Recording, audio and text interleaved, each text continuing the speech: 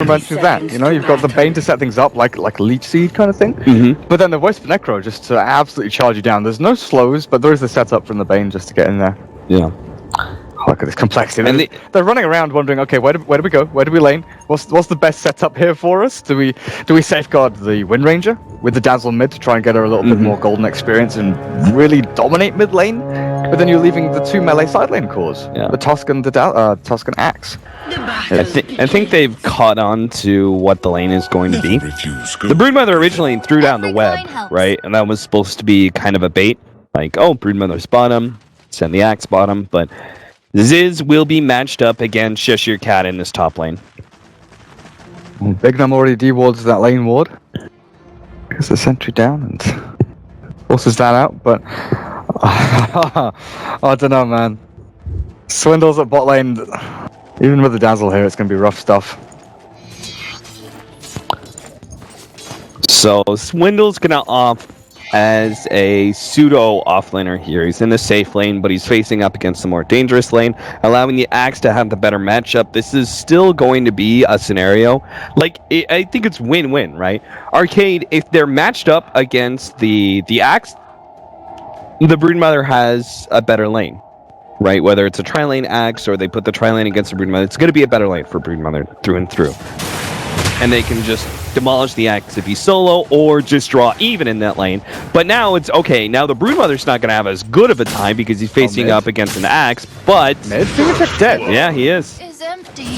What was that? Did you just get run down by chains? This nightmare never I only caught it when he was half HP, but he was standing enemy side of the river, and he was already half HP. So he was really trying to push his like range advantage Against over the Ember. Yeah.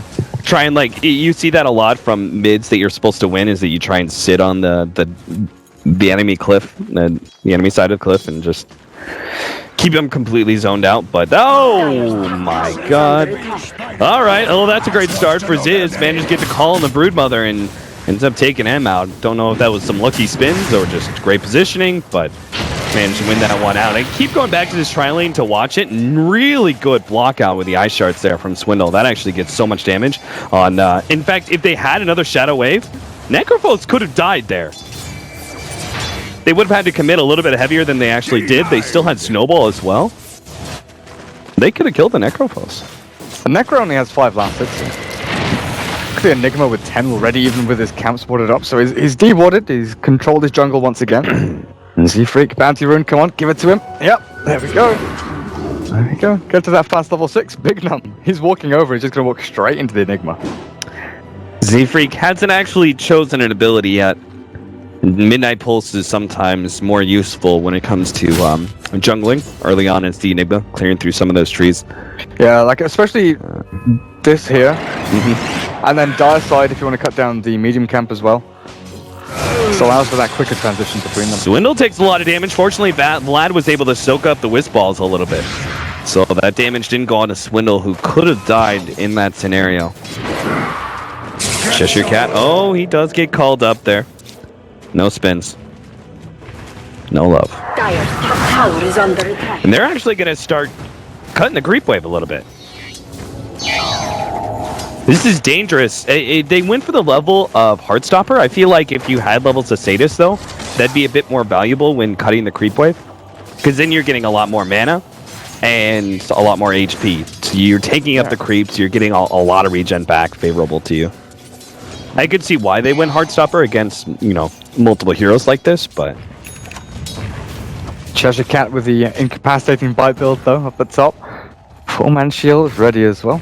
Now, it's interesting to see him go for this, because we did actually see the Broodmother against the Axe the other day go for the really, it was Vega, right?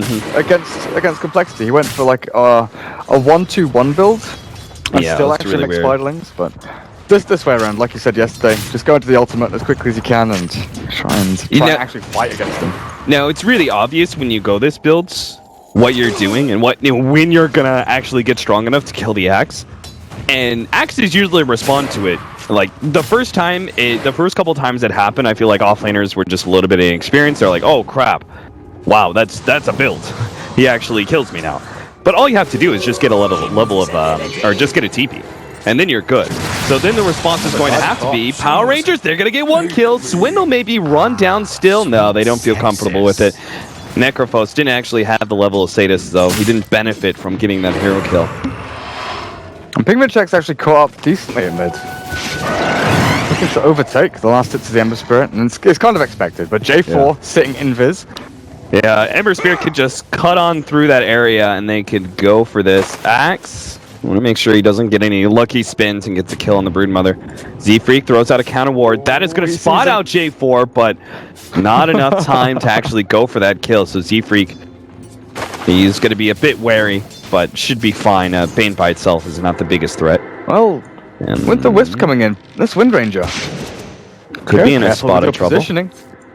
I still don't think they can go necessarily because Ember's just hit 6.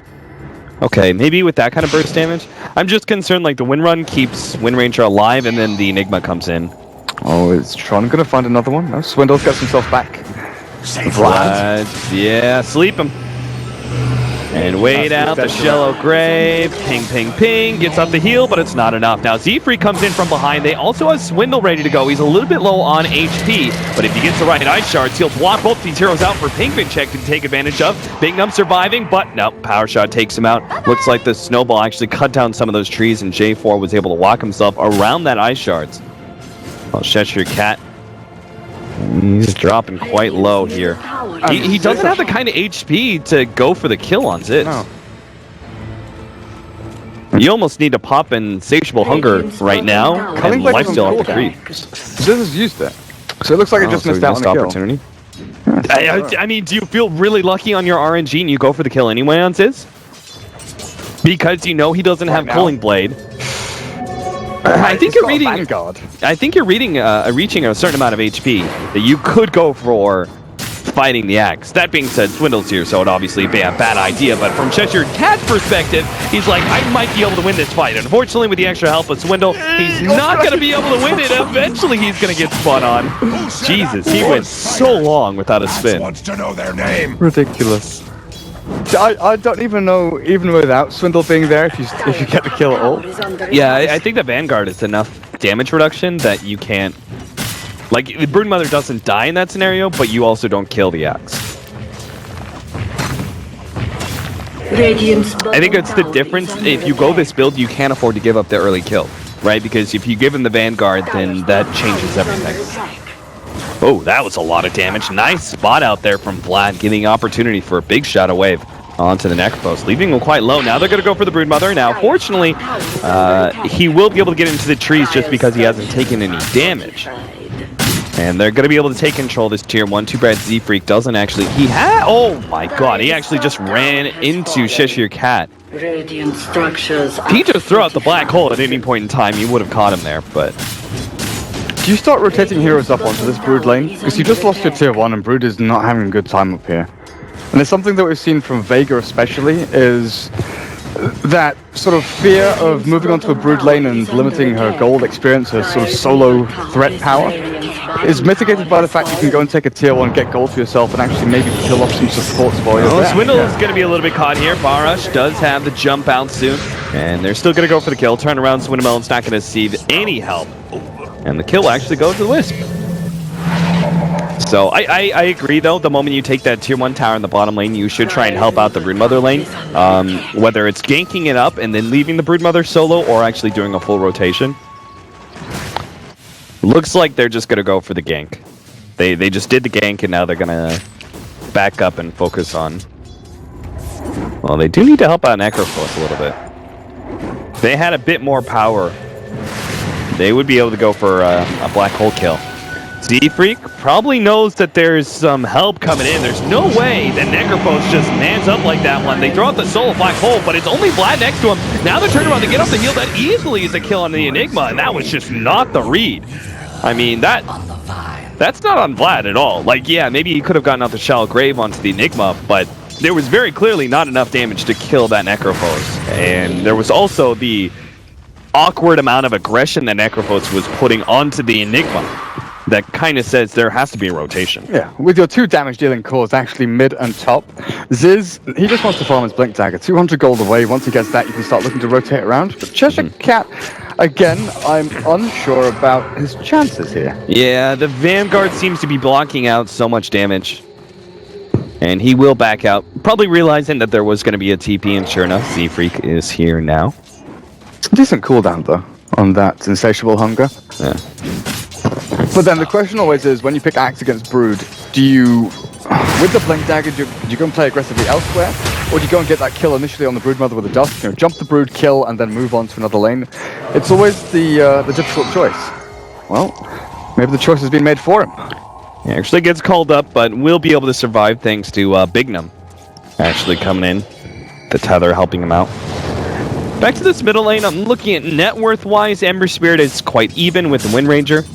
This is partially thanks to the kill and the assist that he was able to pick up earlier, so making up for the CS advantage that Wind Ranger had. Axe haste. This is the kill rune. It certainly is. Empty bottle. Arcade has spotted it out, yeah. So they're playing very defensively now. No one's at that bottom lane. They're just clearing through jungle and farming up middle and top, staying rather grouped up. And this is probably around the time to go for it, just because you know the Blink Dagger is coming up on Ziz. And you want level 6 on your Bane and Wisp, which Bane is very close to. Just leech some experience mid. I'm wondering, though, looking at this Enigma, what kind of build you go. Because Z-Freak, he kind of always used to go for the kind of standard Treads mech build, back when they used to play that Enigma or Chen with the Dragon Knight and they'd push into towers early on. But here, I think the build is Blink. You think so? To follow in on the Axe.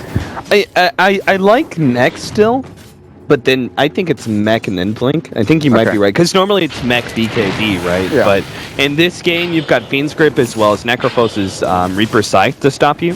So there's not as much value in the BKB. There's not necessarily as much magic damage as you'd be as afraid of.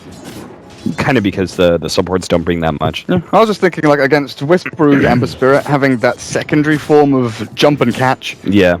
Could be useful. But he's going for the mech. Yeah, I agree. I think the Blink Dagger is going to be really good here. But not straight away. But I think they also need a certain amount of guaranteed pushing power. Okay. And that's kind of what the mech gives you, right? You should always have that advantage, or should, and theoretically. That being said, Power Rangers do have a one-position farmer that goes mech first, and that's Necrophos. And that's something very special about Necrophos that he brings to the table, is an inordinate amount of early sustain. Yeah, and he's not going to have mana issues either with the Wisp behind him. Bignum should be able to keep him up and running, and they want to get that relocate up, but it looks like compLexity are moving themselves up the top to try and stop this. Dyer's middle tower. This is kind of weird. Bignum is sitting in this position where he's in that high tethered relocated state. The Transcore, Call, Shackle, with the focus fire there, Bignum comes in, but there's no ultimate. Jeez. You can't teleport him back. Tron is lasting through everything. They actually have to turn on to Bignum now and try and focus him down. Tron's going to be fine as the rest of the team now comes in. They've got Barish here. Ziz managed to get a really good call, but they're almost managed to kill Ziz, but Tron's going to go down first. The Shellgrave keeping him alive. Another chop, and they will be able to take out the Ember Spirit. J4, he's up next. Ziz barely survives there, as even the range creep gone in for him now, but won't be able to get that kill. J4 blocked out, and that actually looked really good for compLexity. Then it looked really bad, and then it looked good again. I thought for a second there, with the way the Necrophos was surviving through all of that they were going to be able to turn things around, but Ziz, with that manly two-man call, plus the Shellgrave that came in at the perfect time from Vlad. That combination actually just straight up won the fight for them. Yeah, for sure. Shackle shots coming through as well. Three of them from Pingman Check in that fight. But just imagine if Wisp was level 6. He relocates tethers and they're out. They lose the Wisp and that's it. But Arcade, they pile in to try and save the Necro, who did have mana issues. I thought he'd be okay, but looking at the Wisp's items, what is it? Magic Wand Urn? There's no arcanes, no bottle, nothing really to keep the old Necro actually going with the mana pool. And J4 has his arcane boots, but the push comes in middle lane thick and fast. The mech is done for the Enigma. He sends out the recipe from his base. Now they can start to look for this Broodmother, because Cheshire Cat's moved down to bottom lane, finally finishes off the Soul Ring, and will take control of the Radiant jungle a little bit. But this isn't really applying pressure onto compLexity, The tier 2 down at bottom lane is being safeguarded by the Axe, who has Does he have another item on the courier? No. Vanguard Blink. Did he have Tranquils before, or has he just finished them off? It feels like he had Brown Boots, Vanguard Blink, and then has gone Tranquils recently. You might be right. I know he had Brown Boots with the Vanguard, and I think you're right, because then he would have gone the Blink as fast as possible. So he's gone back to the Tranquils. I think that's still okay, just because the movement speed that offers you when you're the initiator, you're running in, you still have those active. I think it's a decent idea. J4's in a peck of trouble here if Pingvinchek managed to get the right shackle shot. To get the... Oh, wow. Shackle, though? I can't believe that actually didn't work. He's looking for the angle, but... You can get it on the on the Necrophos right now at any point in time, but he knows there's a lot of teammates behind him. He's looking for the Wisp. He knows Big Num is behind with the relocate ready. He sees him now. That's definitely the one you want to be able to burst down first. And he'll have his opportunity now. Shackle shot lands, and with the focus fire and the ice shots over the top, they easily get that kill. Swindle actually the one who claims the bounty. Meanwhile, bottom lane, Baras, he's been caught with a black hole over the top. They should be able to get this kill. And let's see who comes out in time. Baras actually escapes, and now Ziz, he's going to be taking a Reaper side soon, and should be, no. Good Shallow Grave comes in at the right time. Still, though, looks like Ziz should be going down unless he gets insane amount of procs. He will be dying. Same goes with the Enigma. Vlad's going to be run down here. Relocate, wrong side, but they do get the Nightmare to stop the TP out. So this time around, things turn into the favor of Arcade. So when they group up and they have their arcanes with that Necro pumping out Death Pulse after Death Pulse, it's so difficult to get that that clincher. They have so little damage when they don't have like the two supports don't offer any damage, right? Dazzle and Enigma, a lot of control thanks to the Enigma's black hole, but not necessarily the greatest damage. Not yet anyway. Later on in the game, Midnight Pulse does good. Yeah, like Axe and Enigma kind of overlap a little bit here. Yeah, from the two different roles in terms of what they bring to the table. The Wind Ranger and the Tusk actually give you a ton of damage with Ice Shards and the Power Shot with Focus Fire, but this is the big downside that we were talking about when going for the Axe, right? Is that we don't really have a strong carry. It's just the Wind Ranger. You don't have a whole lot of damage otherwise. Pingvinchek he's doing great. He's going to have a fast Aghanim Scepter, but it's one of those scenarios you don't want to rely on the Wind Ranger as a carry. You'll sometimes see Wind Ranger games who do take over like the highest net worth position because they do so well in the middle lane and they actually do become the carry purely through the fact that they're at the highest net worth, but you don't want to rely on that when it comes to the drafting phase, right? You don't want to look into this and go, okay, Wind Ranger has to do incredibly well.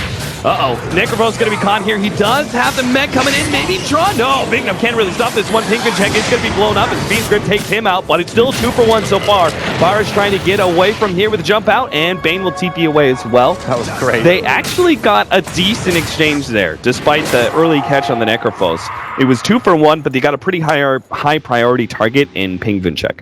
And that's all down to Baras, like, faking that he didn't have a remnant, running west to try and get away and drawing them away from J4, because potentially the Bane could have died there. But, Baras, with little mind games, running and then zipping to his remnant. It's a really unusual back and forth, though. This Axe, you know, when he catches someone out with the Wind Ranger nearby, they're going to get kills, but they haven't stopped the Ember farming. The Battle Fury is going to be here pre-20 minutes, and that's going to be great for Baras over on this Fiery Spirit, whereas Z-Freak on the Enigma. Next Soul Ring, still waiting to see where he heads into now, and Arcade, they've got tier 1 tower up at top standing. I think if they just go and brute force that, while Cheshire Cat, we've kind of ignored him for the past couple of minutes because he's been doing sneaky spider things, but he's got a ton of gold saved up. 3,000 after he's taken control of the enemy jungle, and this right here is the problem that I was saying. Ziz has been going around, and you know, it's not a bad thing. He's been looking for kills, trying to control team fights, because that's what he needs to do. But who deals with the Broodmother? Who stops her from pushing in? Who stops the pressure onto the tier 2 and limits the farm? Because we've seen Broodmothers recently not just be that really passive kind of boring or lazy, sit on a lane, push into racks and just draw attention. We've seen Broodmothers fight. And fight pretty well with the builds that come out, and Ziz is caught. Yeah, this could be a good opportunity to fight. They do have the Reaper Scythe ready to go. That was 3 different ultimates used, but a very important kill. They take out the Axe, and they take him out for a good long while, too. 70 seconds. I mean, that extra 30 seconds in some of these tempo-based cores actually means a lot. I mean, a minute in 18 minutes. You're down for over a full minute in an 18-minute game. That's actually an absurd percentage of time to be down. Oh, Radabatos, this is an opportunity to slow out Vlad with the rest of the team coming forward. They're going to try and fight this one out, especially with no axe. Barsh is going to control a couple of heroes on the side, but they can't really get the most catch here without their Bane. The Bane already using his Fiend's Grip and not there in time for a Nightmare didn't allow them to be able to catch compLexity when they were out of position. Especially with Black Hole there. You can't walk up on high ground, you can't really push into any choke points, because if you get caught, you're stuck in that for a long old time. Cheshire Cat dusted, and the blink Oh, Swindle, nice catch there. They're going to be able to take out Cheshire Cat. The Spiderlings are going to work, though. That tier 2 tower is still dead. All right, Enigma. Can you get it? Spiderlings go. Oh, nice deny. Eidolons are better than Spiderlings. Yeah, I guess so. Look at the train of Spiderlings. Go, my pretties. Yeah, you can stop the mother, but the spiders will always still farm. How absurd is that? Maybe that's the change we need to make. When you kill Broodmother, you don't get the same amount of bounty from everything your Spiderlings do while you're dead. Like 50% bounty. So when you're dead and the Spiderlings are clearing through neutrals or getting kills or taking towers, I think it's something. It's not a major change. It just punishes the Broodmother a little bit more for when she's caught. That's so mean. I mean, I hate Broodmothers. Are you a Broodmother player, Durka? Do you sit there in your AP games waiting until the last pick? I'm gonna pick Broodmother. Surprise Broodmother. I did play a game last night where I was Broodmother, and I enjoyed it. I like how shamefully you said that. You just like the dirtiest pleasure. Yeah. You're talking about playing Broodmother the same way some men talk about watching pornography. Well, on the enemy team, there was a Crystal Maiden that kept buying Dust and Sentries, and every time she killed me, she would go XD in all chat. And then when I was taking her racks and finishing the game, I was just going XD, XD. She flamed me at the end of the game. She told me to leave my mother's basement and get a real life, but well, joke's on her. I won the game. 4-man smoke up from compLexity right now, but they're not going to find anything. Arcade, I didn't actually see how they spotted out this smoke, but they seem to know. They know everything. Yeah. So. I mean, the Broodmother's up on the high ground. Oh. Let's see this. Okay, so it is going to be a battle build for the Broodmother, BKB early. You talked about the potential of the Brood. I really like the Desolator build on Brood that we've been seeing a little bit recently. It's so good. Like, the cost of Desolator nowadays, ridiculously reduced, but applying minus armor not only to obviously towers and racks and things like that, but against a hero like Dazzle, you could potentially get in there with Incapacitating Bite and 4-shot the Dazzle. Yeah. Forcing, maybe a Shalgrave on himself instead of saving an ally. It gives, for me, it's the perfect combination of, this fighting, assassinating power of the Broodmother, and then roach-taking capabilities and split pushing. It's just so beneficial to all those areas. But Cheshire Cat very much focusing on the fighting power. That's not a bad idea, simply because that's compLexity's biggest strength right now. In this 15 to 25 minute period, they're supposed to be the ones dominating team fights because they don't have great late game. DD, Battle Fury, Aegis, Ember Spirit. Well, now going into sort of the mid game now, 23 minutes in, Arcade with Necro, Ember Spirit, Broodmother. You've got this feeling that compLexity, we talked about in the draft with the Axe and the Wind Ranger and your sort of lack of physical damage until the Wind Ranger gets some big items up. This is a key time where you've got to either really put your stamp on team fights and dominate them, with Swindles having obviously a key part to play in this, and get your Desolator crit, whatever it is on the Wind Ranger, probably the Daedalus build. Maybe a Blink if you want to try and catch out the Wisp in the back end. Yeah, there's the Blink for Pingvin check. But you need to farm as well. You've got Glimmer Cape on your Enigma now. They know they need to win a team fight, but Swindles is caught. Yeah, they're going to probably Reaper Sight him, so he's going to be dead for a very long time. Now they're going to get Pingvin check. Barrage actually managed to get a hold of him with the chains. They're going to be able to catch up. The Rod of Atos slows him down. Pingvin check his neck and an extra casualty to that 4-man gank. This is the power of the Necrophos Wisp. You ever find somebody alone, and you know they're going to get Reaper's Scythe, because that's exactly what the Wisp is going to take the opportunity. It's well worth it. The extra 30 seconds, I mean, by the time this this Husk is back up, Reaper's Scythe is off cooldown.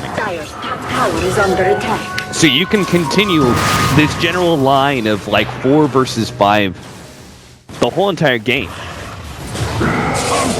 Call? They do have a bit of weeds here on Tron, but I don't think it's enough for Ziz to really threaten this Necrophos. In fact, it's going to be the other way around. Sleep on to Vlad. Z-Freak is here with the Black Hole, and that's going to deter Arcade from pushing forward. I'm just looking at the Necro with the Vid Booster again, and I guess it's Ultra Core. Yeah. Radiant's middle tower is under attack. I believe so. Could be just value Vitality Booster, but I don't think so. I think when you're this late into the game, you don't go value items. Interesting, though. I guess you get a ton of life steal, a ton of stats from it as well. Would you prefer the Ags, though? Is that what you're getting into? See, that's the deliberation I'm having in my head. Like, Ags Refresher is so good, but then Ultra Core with Ags Refresher is pretty good as well. Yeah, for me, it's like, I actually don't like Refresher until the third item. Like, first get the Ags or the Octarine, one or the other. Because for me, I don't see the extra value necessarily in getting 2 heroes out with no buyback. You're like, yeah, that's a potential game-ending scenario, but you can still just generally win the game by having a lower cooldown on Reaper's Scythe, and making your Necrophos just kind of unkillable. It's a very like situational win, right, when you go for the Refresher. Spiderlings are everywhere. They really are. Bloody hell, there's tons of them. Wait, does Dazzle die here? I was about to say, there was another group of Spiderlings, but oh, Ziz, cleanup time. It's not the full army, though. But still, they're being slowed down enough that Arcade can catch up. J4, he's going to come in. Fiend's Grip on his Ziz. There's no real response. Z-Freak needs the Black Hole. He needs it desperately. He needs to stop the Fiend's Grip. Gets it on 3. Ziz now controlling Tron. They're going to be able to take out one Snowball right on through. But Tron, he's going to be... Oh, Ziz gets the Reaper Sight. Never mind. He's going to be going down. And now it's going to be Barash and Tron fighting it out. They should be able to win this engagement too. Z-Freak gets away. Wow. Where's Broodmother? Broodmother was in the background. Tier 3s, of course. Yeah, didn't get anything just yet, and man, not still. As he's okay. Well, how did that work? Oh, maybe not. I think it was one of those ice shards that didn't actually hit the hero, but blocks them in. You know, have you seen those before? Where you're like on the edge of where the ice shards would spawn. You don't take damage, but it can potentially push you backwards into the area that ice shards kind of catches you. The collision model appears, but doesn't do damage. Because there's no way, because Cheshire Cat, if he's hit by the ice shards, he shouldn't be able to run through it. It's only if you haven't taken damage that you run through that scenario. Well, Pingvin Check was just herded out of that team fight. Again, Broodmother is so great at choosing one hero and just forcing them back so they get swarmed by Spiderlings. It's so difficult, because Pingvin Check can pop Windrun to try and run back or forth. But he had to run back to the tier 3, so there were no big shackles, no power shots, no real focus fire. So Axe was left on his own with Enigma just to try and battle it out there. But Arcade, it's going to be... It's actually going to be the Soul Booster plus a Plate Mail for the Necro. So he's gone for a little more tankiness. And we're seeing this a lot from, like Queens of Pain, Necros, and things like that. Yeah. Bonus armor from the Plate Mail is such a value pickup. The only way he dies is most likely Axe Spin and... that's another Reaper side target. So Z-Freak now down and out for 80 seconds. For Enigma. Pingvin check. Jungle. Oh, nice. Snowball saves. Swinnamelons actually buys some opportunity. The Shackle Shot doesn't latch though. Chitcher can't get off the BKB. They managed to get the call as well. Barish is going to be caught in this as well. They might be able to get a kill, or maybe the turnaround. The heal goes out. Barish has to jump himself away. Has another remnant up. And we'll jump to that in a second. Oh no, he got shackled. He's done for. He didn't want to jump over to that remnant for some reason. They split. They went 2 and 2. So he would have jumped into someone, I think. Ziz maybe could have blinked over. The stuns there as well.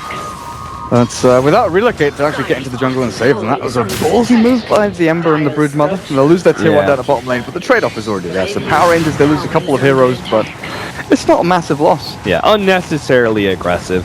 Tier 2 for... It's probably going to be tier 1 and tier 2 for compLexity. bottom tower is under attack. Radiant's top tower has Arcade are most fallen. likely going to be forced back. Which one do you want to see the first, the Shivas or the Octarine? For me, it's 100% the Octarine. Yeah, Radiant's top tower is under attack. yeah, definitely Doctor Core. I mean, the plate mail is just there for like casual armor, I think. Yeah, Against Wind yeah. Ranger, it's a pretty good pickup because it negates so much of her damage from just the focus fire. Yeah, how else are you going to die in this game? Like Exactly. The only opportunity they have to kill a Necrophos, if it's not through physical damage and working through that plate mail, is going to be Midnight Pulse. Yeah. That's not really valuable. Oh god. Swindles has a Lotus Orb as his second item. Let's see the reversal on that Reaper side. I'm not a big fan of this. I don't agree with Lotus Orb against Necrophos. I don't know why. Maybe I'm missing something. I'm sure like it's just on me missing something, but I really feel like Necrophos most of the time when you throw out Reaper's Sight, you're at high HP. It's very rare. Like I've never seen a successful Lotus Orb that actually does damage to the Necrophos. It's the same with Doom as well, if the Doom's throwing out his Doom, he's already done his job, and if it reflects back onto him, he's got Scorched Earth on, and it doesn't matter anyway. Yeah, I agree. It's a similar situation. Lincoln Sphere is obviously going to be the best pickup, but it's quite expensive and difficult to get into. But I don't know. Yeah, that's actually hilarious. Doom, like Scorched Earth, is also the biggest Doom counter out there. Like that's just so absurd now that I think about it with the buffed up regen. Rubik just has to steal Scorched Earth every time now, in case he gets doomed. Yeah. All right, so the MKB is going to be the build for Broodmother. Shishirkat is fully focusing on shutting up the Wind Ranger. It's a good plan of attack. Because again, just like the, what we're talking about with the plate mail, if you keep the Wind Ranger's damage at bay, there's not much complexity you can do from there. Except for really good Midnight Pulses with Black Holes. It can't just be a really good Black Hole, it has to be a good Midnight Pulse too. Complexity seem a little bit lost here. They group those 5 towards mid, there's no tier 2 there, there's no tier 2 bot. They're not pushing out in your lanes, and now they've realized, okay, we've been forced to defend bottom lane with Tusk, we've split up, there's 4 heroes top, but they're going to be cut in half here if Arcade actually move across. There's J4 alone, but there's Relocates, there's possibly Bash who can run himself across there as well. Yeah, they've got some pretty mobile heroes, but... Well, Big Num, he's gonna die. Oh yeah, he gets taken out by the Focus Fires. He's actually missing the call there. And Tron's gonna be slowed down. They're gonna turn. Oh Jesus, Vlad, he's not with his team. They were going to back out. Looks like the Reaper side will not be able to kill him, but they'll catch Deep Freak. Oh, can he turn around, get off the black hole? He's got a soul ring, but he gets taken out by his Sleight of Fist before he can do it. Oh no, now Tron's going to be the target here. They have a chop, but they can't quite kill him. They heal him enough. He's keeping himself alive. He barely want to sleep. A little bit longer. How is he getting away from this? Oh my god, Arcade Power Rangers keep the Necrophos alive, and now complexity good for staff play, and he will be able to get out, but that was just scraping for the bottom of the barrel at that point in time. Complexity lost that fight. They got away with the axe, but it was still very one-sided to Arcade's favor, just because like there was the missed chop.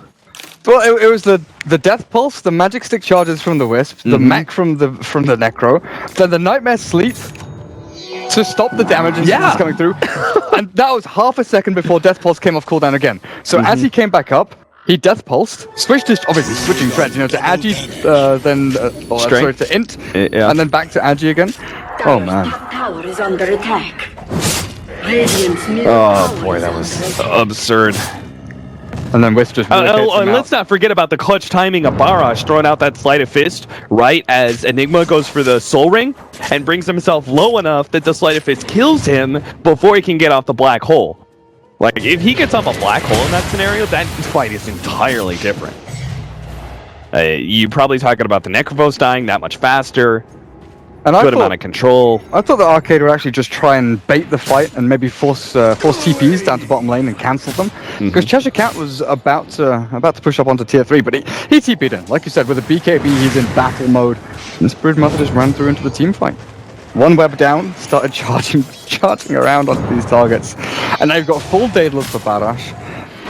Does the Brood have MKB yet? 200 gold away. But this is the period of the game where Complexity, their early lead on this axe, the strength is waning.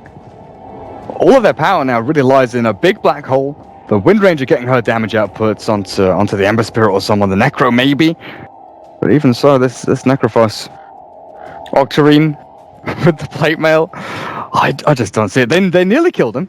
Nearly did, so there is a way. There is a way, but it's not easy.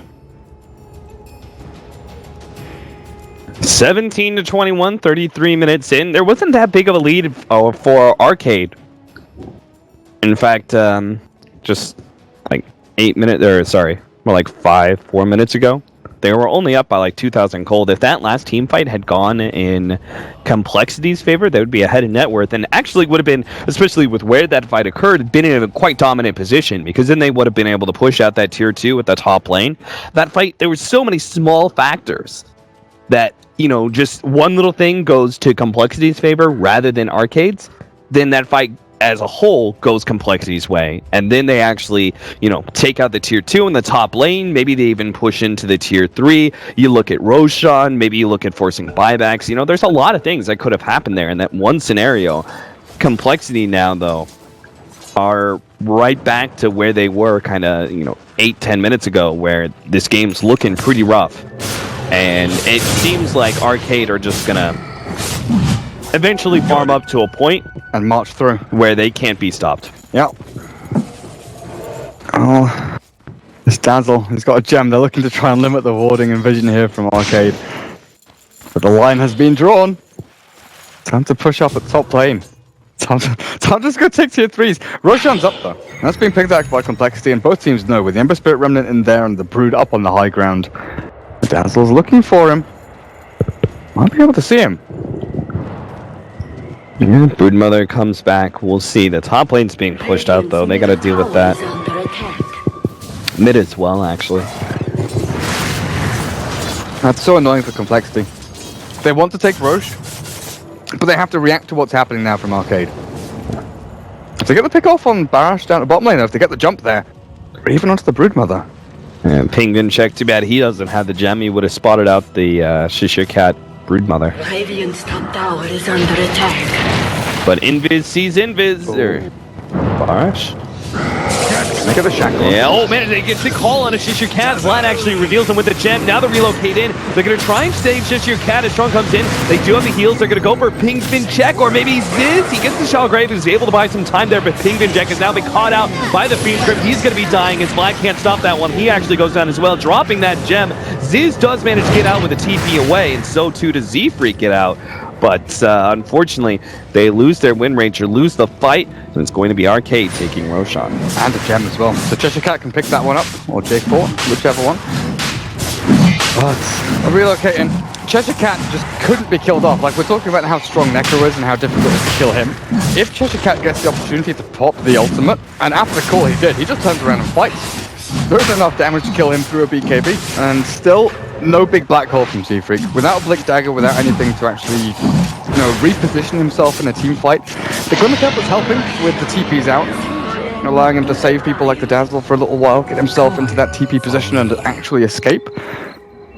But I wonder if the plan here was to actually try and snowball into a black hole with Tusk. Because that's a way to initiate in. But Swindle's always on the aggressive, looking for that opening. Because he's the one that jumps forward with the axe. Looks for that initial hit. Yeah, makes sense. Z-Freak. 3,300 gold. I'm just trying to think about what scenarios, like what pickups can continue complexities like Power Spike. And the only thing I can actually think of is like an Aghanims for Enigma. You know? Just because that would actually offer you a significant amount of damage, and that's the biggest thing they're lacking right now, right? Between if they can't actually burst down the Necrophos, then the natural sustain that Necrophos has to offer will keep everyone alive. Yeah. Is he going Lincoln's here, though? He's picked up I think so, yeah. I mean, Lincoln's does make a certain amount of sense. For me, it's more like the Aghanims is the riskier move. It's the game-winning move. But it's the potentially, like, if you get that one good play, you can win the game off of it, potentially. But I'm not sure if Lincoln's, if you do get that one good play, will actually allow you to... Especially now the enemy have a gem on J4. That Glimmer Cape was the way into the fight, to actually position yourself well. We'll have to see if Swindle can get the snowball into Black Hole. That could be big for complexity. But Ember Spirit, he's up to 4,200 gold, and they've moved down to Broodmother's lane. She's been pressing this for quite a while now, and he should be able to. They just killed a ward. Swindle, if he's clicked on Broodmother, should see the fact that there's no vision from him. So the ward dying has to be a sign of something. And sure enough, Arcade all come out of vision now. And start moving forward. The snowball, blink back, and actually forced a reaction from J4. I thought maybe he could catch him with the Fiend's Grip. But this'll be Necrophos on the front lines. He doesn't do any damage to the tower, though. I thought Ziz was actually going to blink in and drag the Necrophos back further. They got him to the tower, and then they could probably drag him back a bit farther. But snowball, another blink out play. Yeah. Just trying to buy time. Top lane is being pushed out by Z-Freak, but J4 is here. He has a blink dagger too. Unfortunately, he didn't quite get vision of Z-Freak going into the jungle. So if they back out now, they'll actually have a 5 versus 4 scenario, knowing J4 is top, and he also has the gem. So that's opportunities for them to knowingly force a 5 versus 4, and also use their Glimmer Capes effectively as well. But they don't try for it. Maybe he's gonna try and get this last hit on the tier 2. Deny the tower. This is a really ballsy play. He's not gonna go for it, surely. That would be kind of crazy. It's not worth his life for sure. Yeah. I mean, is there a play where you can Malphus and successfully go for the tower and TP out? I don't think so. Maybe. Do you think there's enough space between Malphus stuns so you can get off sleep? Because it's a really big animation. I think Fiend's Grip is a little bit more faster, though. I think you can sleep. Yeah. Even if you can't sleep, you can guaranteed get off Fiend's Grip. Even if it does get, taken out instantly. Stopping the TP is probably enough to catch the Enigma. I wish tooltips had like cast times and cast points in them. Oh, then both. Then you could know for sure. But not too sure. Glimmer Cape finished up for Bignum. It's like our Bane's gonna go for a BKB. We have the completed Shivas for Necrophos. You sell the mech at a certain point, right, and go for a Blink Dagger? See, do we go back to what we were talking about before and wonder if it goes Ags or Refresher? Or do you really want that Blink to jump back onto like a Dazzle or something? For me, it's like, because you went the Shivas, Blink has a lot of value. That I almost... But, I mean, you're pushing the endgame scenario. Aghanims has so much value if you're trying to push into the base and stop, no buyback. I think you do go Aghanims. Replace mech with Aghanims. Yeah, but actually saying that, if there's a Grave onto your Aghanim's ultimate, what is that? True. What was that 4,200 gold given you? True, I forgot about that. This Dazzle has a very tough job because he may even have to give up on an ally simply because it's not a Reaper Scythe. Yeah. Right? If that ally has buyback and it's not a Reaper Scythe play, then you don't go. Tough choices. Arcade. Yeah, they've got Scardy up on the Ember Spirit now, but complexity, again, they've got very good high ground defensive capability. Between the Enigma and the Axe, they've got some good wave clear as well. Power Shot just keeps shoving these waves out, and there's no good way for Arcade to breach high ground without taking a fight outside of the base, which maybe they can do now into Swindles. Left his orb up. Get out of here. I like that he's trying to build into damage as the Tusk, though. I think that's the right play. He has the Desolator now. Yeah, with the Daedalus and Wind Ranger completed as well, that minus armor destroy people. They really need an MKB on Wind Ranger, though.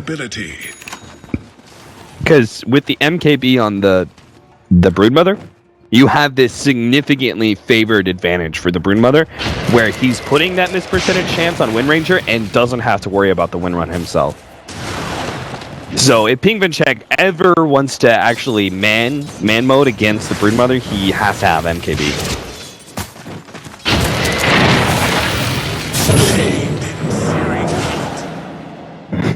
Swindle just repeatedly taking off the chains with that Lotus Orb. So annoying. Is there any other there? Whoa! You can remove Fiend's Grip. Yeah. Okay. Did you mention that? No, I don't think I did. But speaking of Fiend's Grip, he's dead. Yeah, they Bane's get the gone. Bane. Z-Freak And almost the gem. dies to Barash at the same time. But fortunately, the Glimmer Cape keeps him alive. Yeah, so that's what it is. Bottom tower is I was under I was so focused on the Reaper Scythe, just because I've seen it so many times against Reaper Scythe. But yeah, Fiend's Grip, that makes a lot more sense. attack. Radiant's bottom tower is under attack. Such a weird item. It really is. Like, people always think about that the Echo Shell. The Is that the name of it? Echo. Is it just Echo? Echo Shell? No, you're right. It's Echo Shell. Yeah. The actual bounce back of spells. That was what everyone focused on. But then it's that secret little, oh, by the way, I dispel a load of shit as well. You know, Yeah. no one thinks about dispelling hex and all sorts of stuff. It's great. Or purging, whatever you want to call it.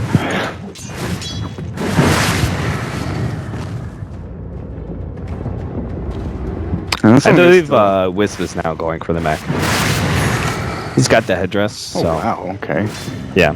I mean, the Necrophos has to remove his mech eventually, but you still want it. Such a value item, especially when you have a Wisp.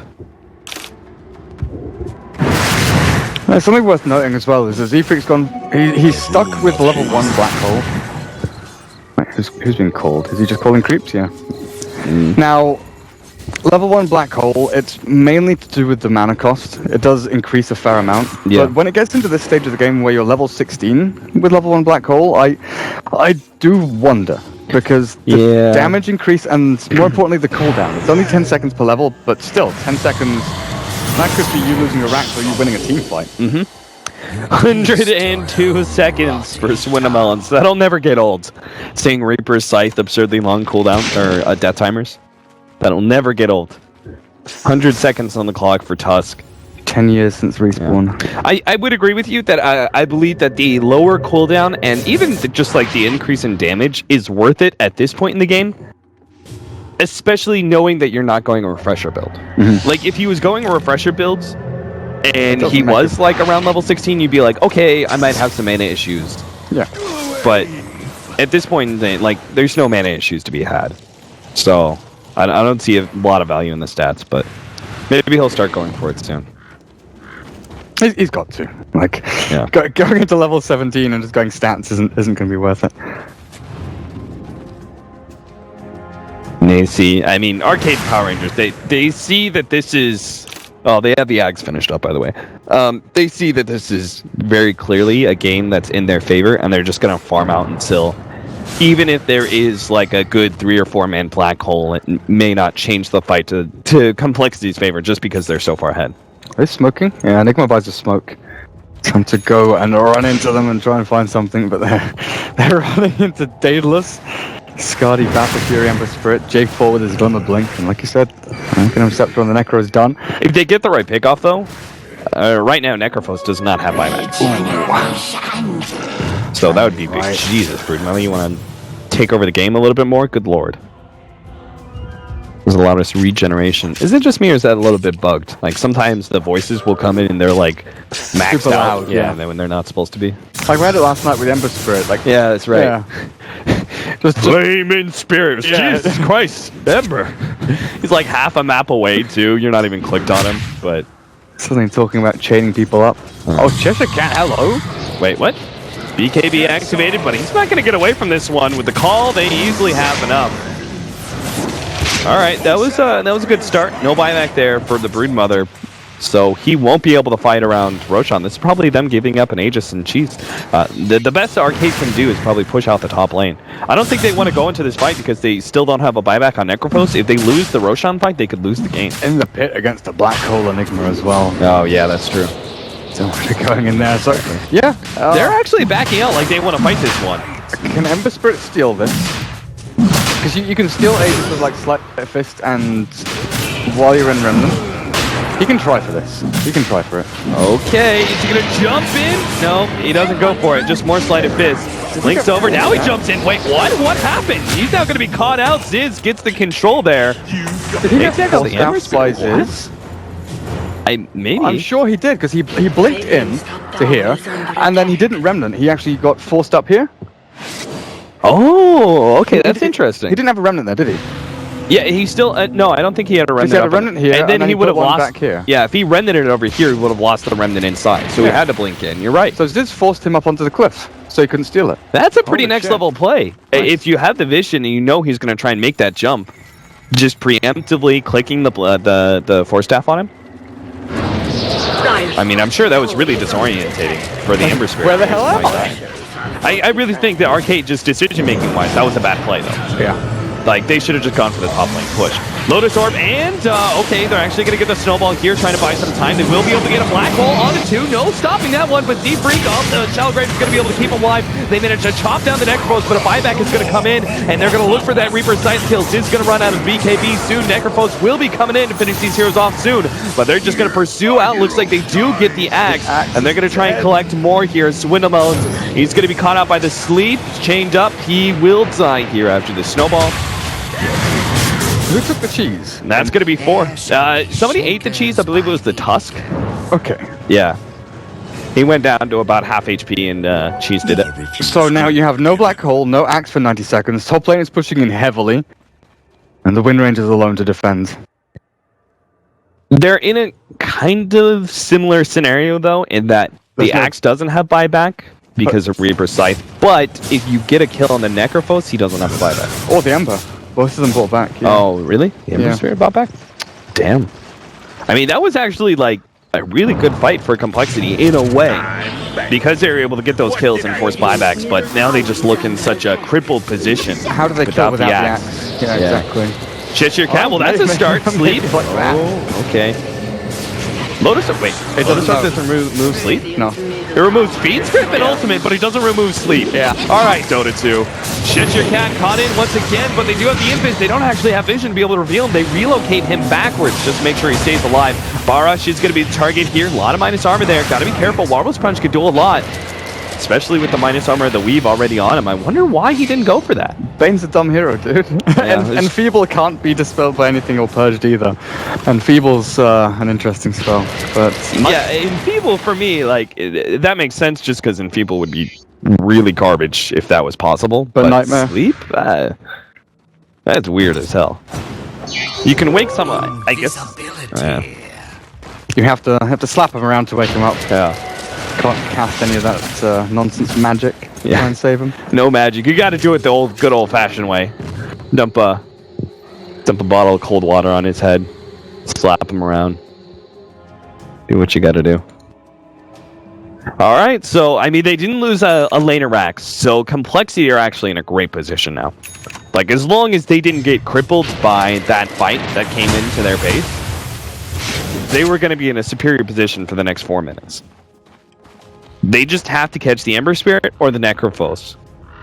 But unfortunately, Arcade isn't going to make it easy. So now compLexity have to try and go uphill in order to force that fight. And that's going to be really tough. Because Ember Spirit is one of the kings of defending high ground. And having Necrophos in a defensive position as well, that can't be easy to push into either. You've got Black Hole and 10 though. So they're getting control of all the lanes right now. Barash, of course, will be the outlier, keeping at least one of the lanes pushed in at all times. He's got a ton of money. Even Even really after that buyback, he's got so much gold. He can actually straight up buy a Divine Rapier. Like, what's the point if you don't have buyback, you know? You're in a scenario where if you die, you could lose the game. You might as well go all in. And you only have one item slot left. Just do it, huh? Yeah, I think so. I mean, like, honestly, what's the point? You won't have buyback. Like, maybe you just try and get the positioning so you can wait out your buyback, but I don't think that's going to happen. compLexity, I'm sure they see the win condition here, and they're not going to let it go to waste. In the same vein as an Enigma, the fact that you know that one black hole could win you the game, and then without black hole, it's unlikely you win the game. Do you just go and buy Blink here and give up your buyback as well? Yeah, I think so. He's not going to do it, though. No. It's too far away. I think it's just too risky pushing into an Necrophos and going, I want to be able to fall back on a buyback. Because just because you can buy back, what if your Wind Ranger's dead? You know, you still can't defend accurately. Okay, that's a sleep right back out to J4. That's a little awkward. Snowball will be able to buy the Wind Ranger a little bit more time. Swindle has been pretty on point with those snowball saves. But now it's a push out. They're going to try and force Power Rangers to come to them, but that's not going to happen. Arcade are keeping themselves pretty disciplined. That's such a finicky play as well, you know, for Swindles to reliably do that every time Penguin check gets gone on, with the Lotus plus Lincolns onto the Wind Ranger, it's just risky.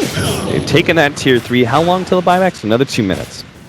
So ideally you force the fight in the next minute, because you don't want to be like, oh, they don't have buyback for 30 seconds. You know, it's not going to mean too much. That's MKB for the Wind Ranger. And that actually means a lot. I mean, that's a fully invested Penguin check. I think you do the same on your Enigma. Unfortunately, you don't have the quick shop access, so they take out the melee racks. I think Arcade are doing this right. You don't lose the game when you give up just a melee racks, you know? It's not that big of an advantage. This late into the game? Absolutely not. Yeah, I guess Ember as well. Well, I guess any of these heroes, they can clear through pretty nicely. Yeah. But Ember Spirit's definitely the king of it. Sleight of Fist. compLexity, they've got the defensive weave on them. I think they just want to jump in here. It's kind of early, though. It's gonna be wearing off. Yeah. Well, if they go in the next 5 seconds, they'll have like that peak of weave.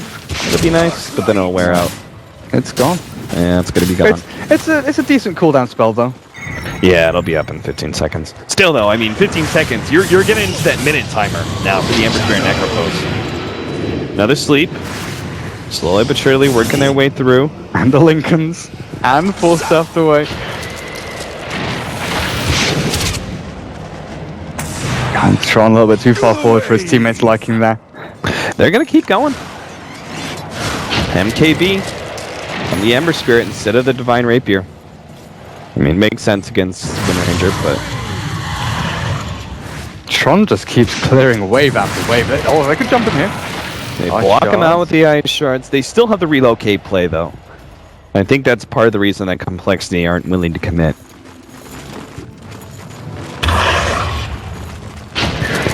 Once again, I mean, compLexity seem to have a pretty high learning curve. You know, they get stomped in game 1, but they always give us a really sharp game 2. Penguin check takes a lot of damage here. Wind run out, but there is still that Lincoln's, so we can't see the Reaper's Scythe. Oh, Roshan's actually back up. You know how we were talking about Black Hole being level 1? He has gone and maxed it now. Okay. But Bane has no points in Enfeeble. 120 damage reduction against people with crits. It's really good versus Wind Ranger. Yeah, I will agree that's... Yeah, it's really good versus Wind Ranger. I can understand why he's like, I'm just never going to be in a position for a good Enfeeble, but that ability is really tough to actually use effectively. What's the range on it? It's not all long the shackles. I don't know the range, but it's not long enough. Shiva slows down Z-Freak. They still have the Rod of Atos, burn through Lincoln's. Fiend's Grip now catching Z-Freak, and Lotus doesn't actually stop that Fiend's Grip. They're going to have the ultimate go out. Z-Freak managed to survive through the Shallow Grave. Now they're going to catch J4. Tron trying to take this one. Oh, no, the Black Hole! Oh, unfortunately, the Sleight of Fist has taken that one out. Bignum had the recall back anyway. They have Diz. He's kind of awkward position. They don't have Reaper Sight for another 35 seconds, but it looks like they don't really need it.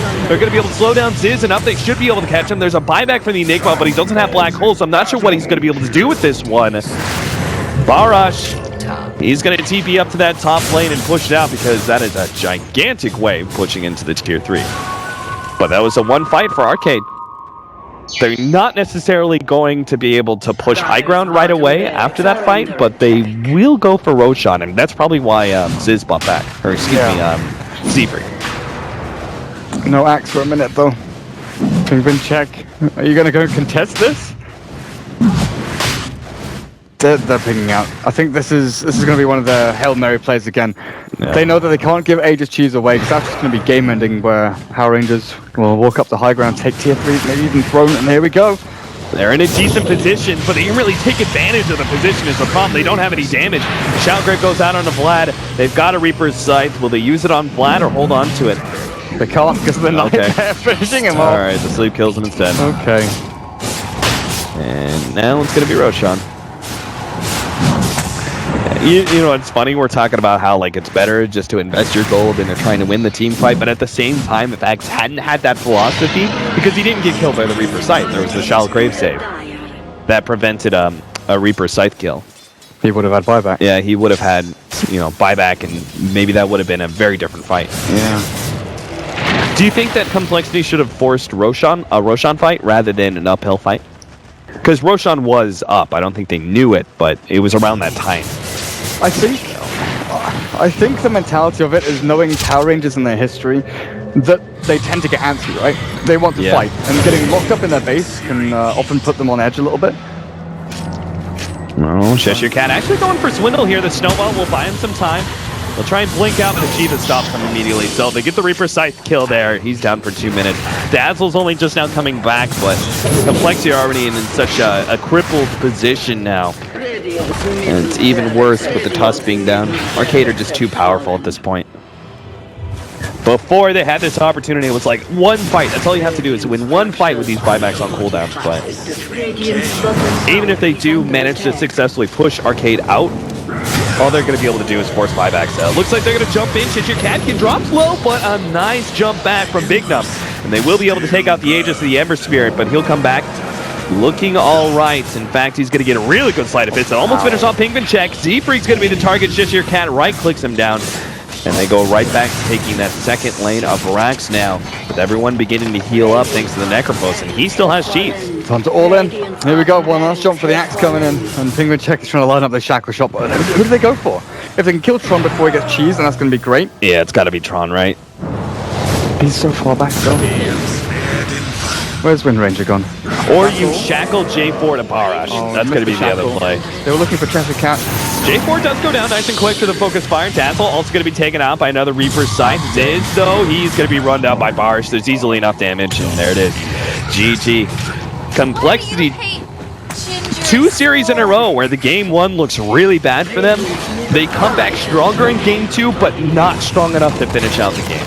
Yeah, and worth pointing out, there are people, a couple of people were asking in chat what servers they're on. Both games are on European servers, so it's not like game 1 is Europe and game 2 is US East or anything like that. Yeah. It's just compLexity seem to have this switch where it's like, oh god, we really cocked up game number 1. Let's focus game number 2. Yeah, and that was the